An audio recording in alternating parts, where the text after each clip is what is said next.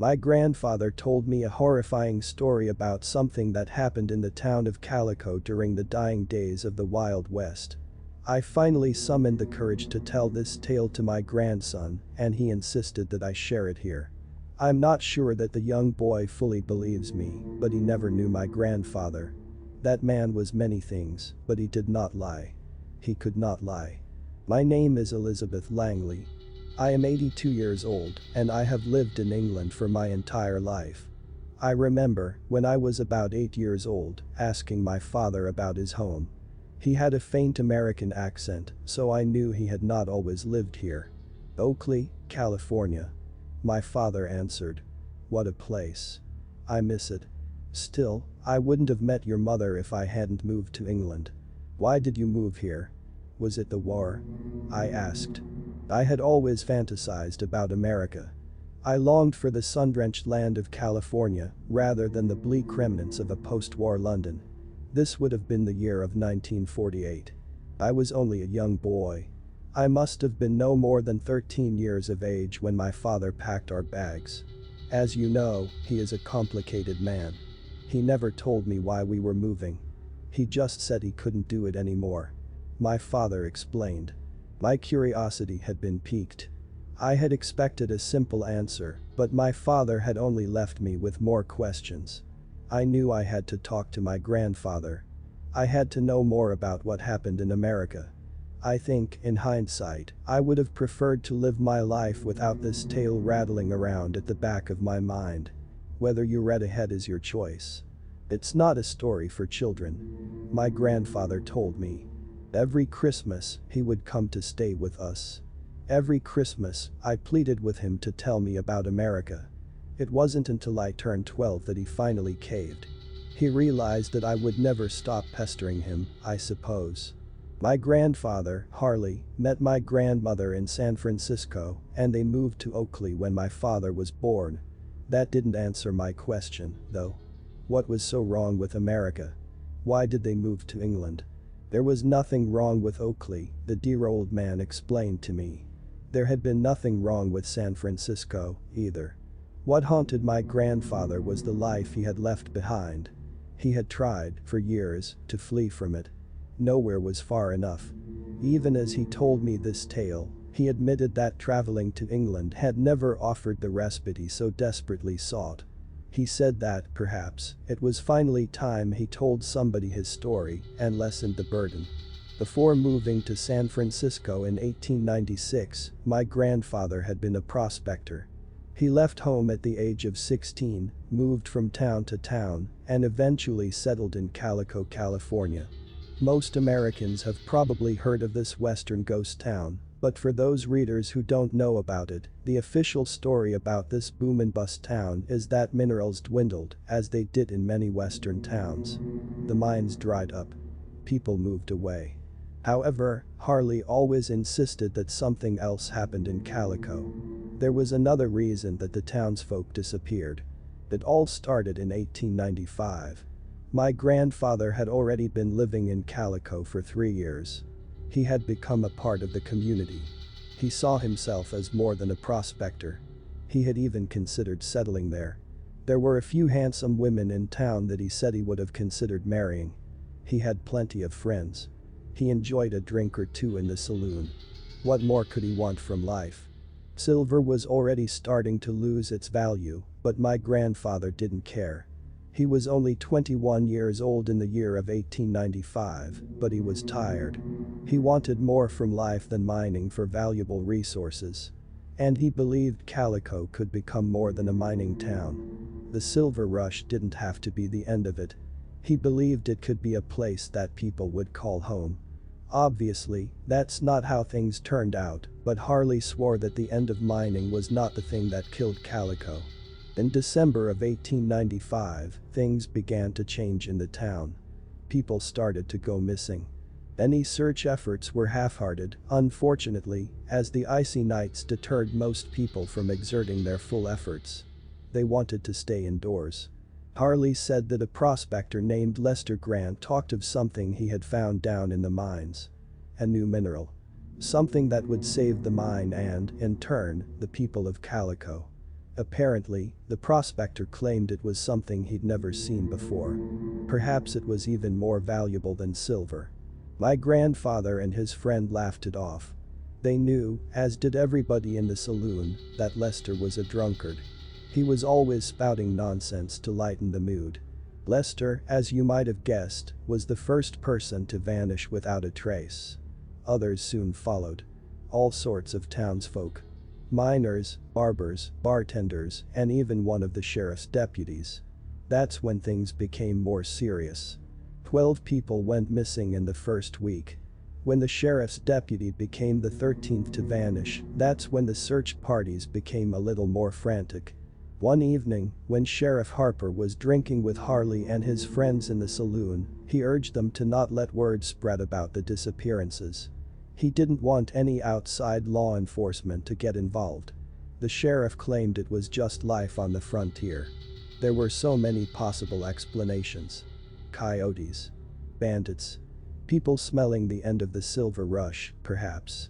My grandfather wanted to favor the latter suggestion. Everybody favored that suggestion. It was better to assume that townsfolk had simply moved away, rather than assuming some harm had come to them. Still, Harley was a wise man, and he could not quite shake the feeling that nobody had left Calico. He couldn't stop thinking about what Lester had said. Harley continued to raise the issue in the saloon, night after night. James implored his friend to stop. He needed the mine. He needed the town. Like most people, James was too fixated on the dying days of the frontier to notice anything else. Another week later, after the total number of disappearances totaled 19 people, my grandfather's nightly saloon talk was interrupted. Martha, the bartender, finished her shift and joined Harley and his friends at their table. They immediately offered their condolences. A few days prior, Martha's sister had gone missing. My grandfather said that the bartender's haunted disposition filled him with great unease. She looked not like somebody in the throes of grief, but somebody with a terrible secret. Still, Martha did not stall. She did not mince her words. She said that she had seen her sister. One of the men at the table excitedly roared that they must notify the sheriff. Martha explained that the man did not understand. The previous night, she stood at her upstairs window and gazed out onto the sandy main road that ran through Calico. There, gazing up at her, was her sister. Only, it wasn't her sister. Not really. It was something in her sister's yellow sundress. My grandfather could remember exactly how Martha described the figure. I, too, can remember the exact wording. She painted a nightmarish picture that is permanently etched into my mind. I could scarcely see her in the moonlight. Martha said. My joy was fleeting. I soon realized that she had no discernible facial features. Just a mouth. A gaping mouth, black as the night. She was emaciated, yet so much taller than I remember. Her dress was torn. I could see so little of her, but I could hear her. Didn't you hear that sound last night? It was an inhuman, whistling scream. It sounded like an animal calling to the pack. Of course, most of the men at the table dismissed Martha, claiming that grief had driven her to lunacy. They hadn't heard a scream. They might have heard a few animals, but they heard no inhuman screams. My grandfather said that James simply looked at him with a pale expression. He whispered to Harley that he had heard a blood-curdling scream during the night. He thought he had been dreaming because it was a sound no human could produce, and it was certainly like no animal he had ever encountered. Harley told his friend that he knew who could help. The next morning, he and James did not join their friends in the mines.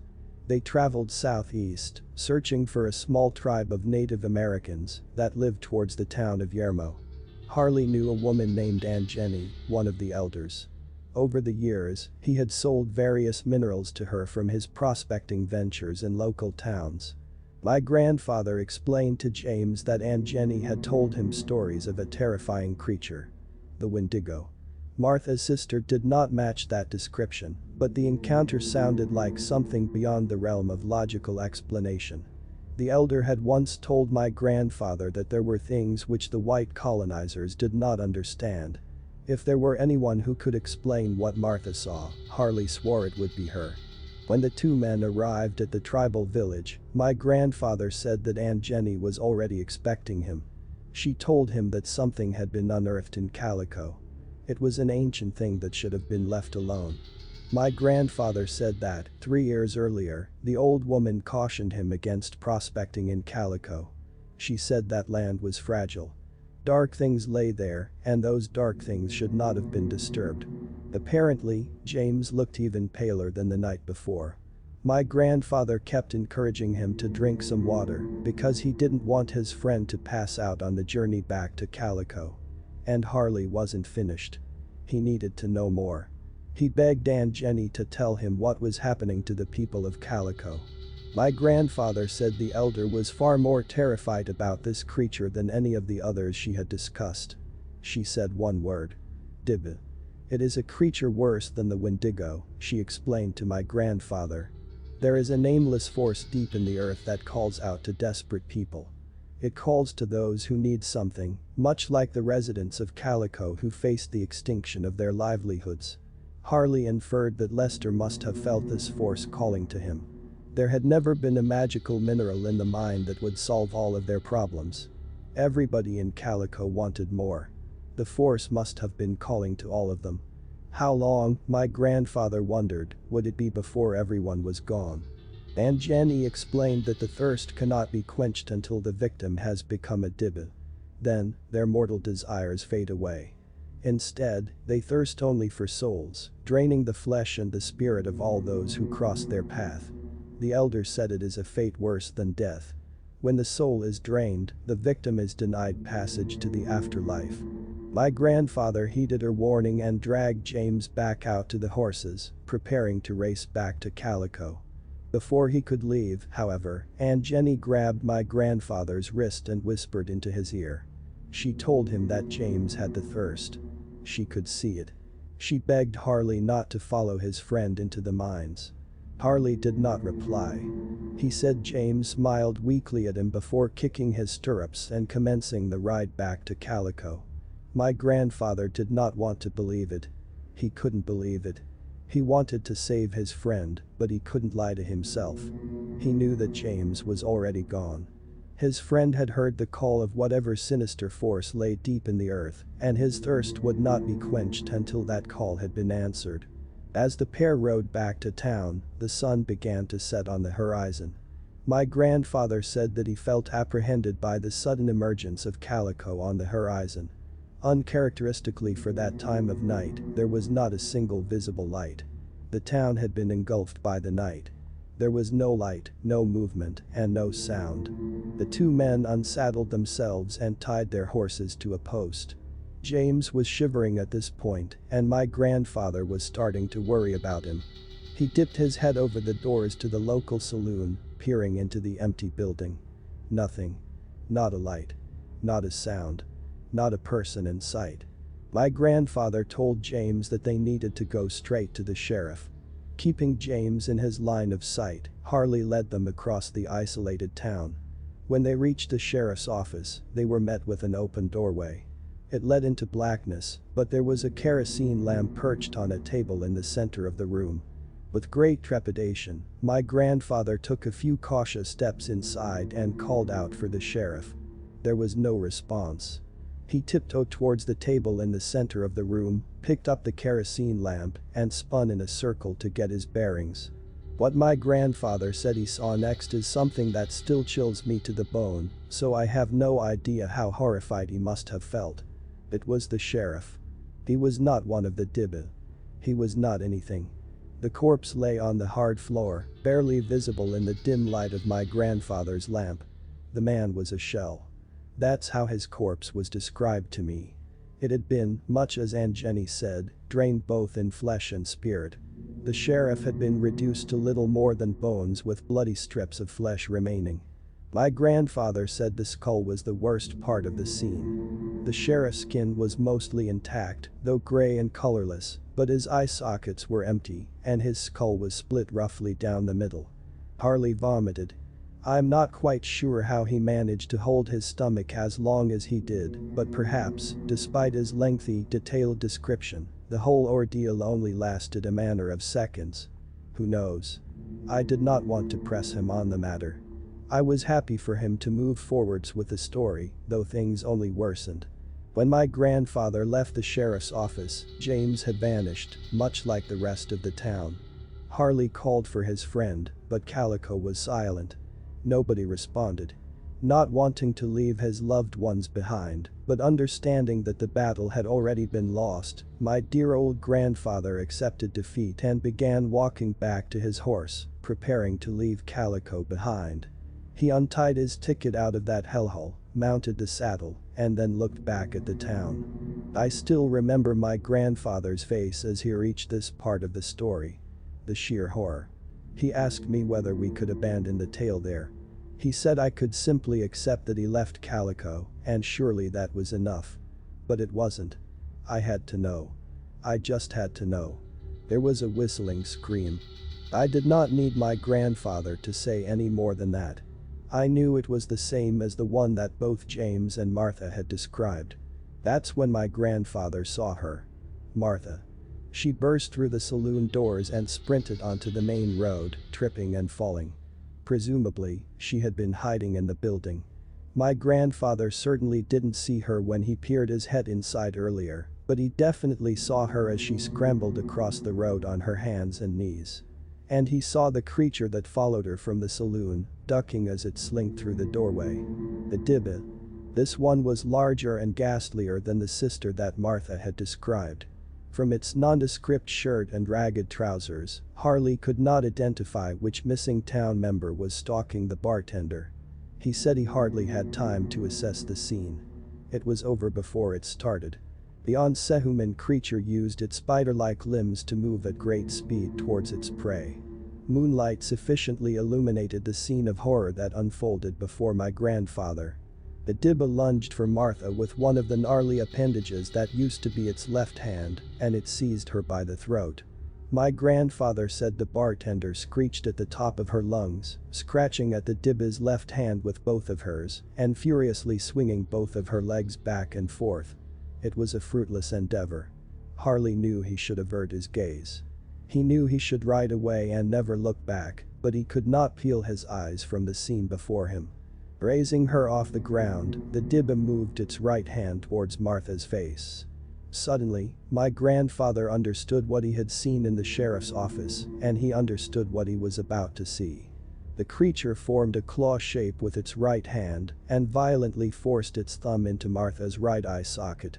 My grandfather sobbed profusely as he told me this part of the tale. He said he had never felt so utterly helpless as he did when he watched one of his dearest friends suffer so slowly and agonizingly. Martha's screams grew in volume and ferocity. Harley watched as the creature suspended her in the air with a thumb that had pierced her right eye and released her neck with its left hand. Then, without pause, the Dibba plunged its left thumb into her left eye socket. My grandfather assured me that Martha's screaming rivaled that of the Dibba. It was almost as horrific. Almost. Lifting her body higher into the air, as if she were a trophy, the creature started to yank its hands outwards. Its thumbs were firmly lodged into the bloody sockets that had once been Martha's eyes. Her screeching grew to an unbearable volume. With an almighty tearing noise, the awful sound of Martha's agony ceased. The Dibba stared longingly at the corpse it held in its two hands, and then it began to drink from the canyon it had formed between the two halves of Martha's skull. My grandfather said he uttered a sound. It was involuntary. He had managed to resist the urge to cry or scream, but at this moment, he gasped. The creature stopped. It turned to face Harley. And that was when it started. What followed was a cacophony of whistling screams. They echoed across the town. Soon, creatures began to reveal themselves from the nooks and crannies of Calico. One of them was wearing a yellow sundress. My grandfather distinctly remembered her. I'm not sure how he made it to his horse, given that everyone else perished. Perhaps the Dibba had been busy feeding when my grandfather first strolled through the town. Perhaps he had been fortunate enough to avoid them. Whatever the case, his luck had run out. His horse had been whinnying uncontrollably since he mounted it, possibly only standing still for so long, because it was frozen in the same state of fear as my grandfather. At this point, Harley said his stallion seemed only too happy to oblige when he pulled at its reins and steered towards the road that led out of town. There was, of course, one last demon for my dear old grandfather to face before he could leave Calico behind for good. One last creature stood in the middle of the road to freedom. James. My grandfather said he was not surprised to see the gaping black hole of a mouth and those monstrous limbs, but that didn't make it any less painful to witness. Goodbye, old friend. Those were Harley's final words to James as he plowed onwards, head buried in his horse's mane of hair, charging towards his old friend and preparing for the cold embrace of death. And yet, it didn't come. When my grandfather opened his eyes, he was free. His horse had galloped far beyond the boundaries of Calico. Harley looked over his shoulder to see his old friend standing at the side of the road. He had stepped aside to let my grandfather pass. Perhaps James was not quite as far gone as the others. Perhaps he had retained enough of his humanity to resist the thirst just a little longer. Whatever the case, my grandfather survived to tell the horrible tale. Before moving to San Francisco in 1896, he said he traveled back to Yermo to see Aunt Jenny, though he steered clear of Calico. The elders said that some of the Calico townsfolk had survived that unspeakable night by fleeing to the hills. She told my grandfather that the Dibba were not seen again. The tribe assumed that the creatures perished, given that they require continuous sustenance. Once the remaining townsfolk fled, the unnatural beings had no way to quench their thirst. They surely perished. That was the prevailing hypothesis. Other than the few Calico survivors and the people of Aunt Jenny's tribe, nobody ever learned of what happened in that town. In fact, Calico lasted for another decade. My grandfather explained that many of the townsfolk returned and tried to squeeze the last few drops of life out of the town before it was officially abandoned in 1907. Sometimes, I wonder whether it was abandoned because the creatures returned. Perhaps some of the fools came back because they thirsted for something. Maybe the mines called to them.